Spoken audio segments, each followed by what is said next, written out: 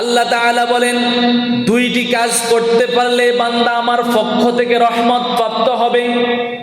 আল্লাহ রাব্বুল আলামিন বলছেন, ওয়ালাউ আন্না আহলাল কুরা আমানু ওয়াত্তাকাউ লাফাতাহনা আলাইহিম বারাকাতিম মিনাস সামাই ওয়াল আরদ।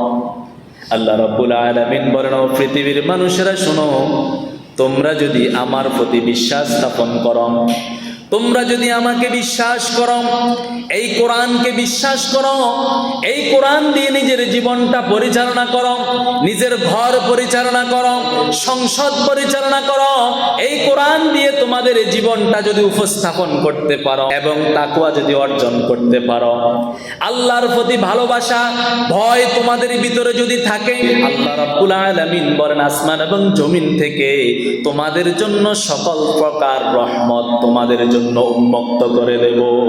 সুবহানাল্লাহ।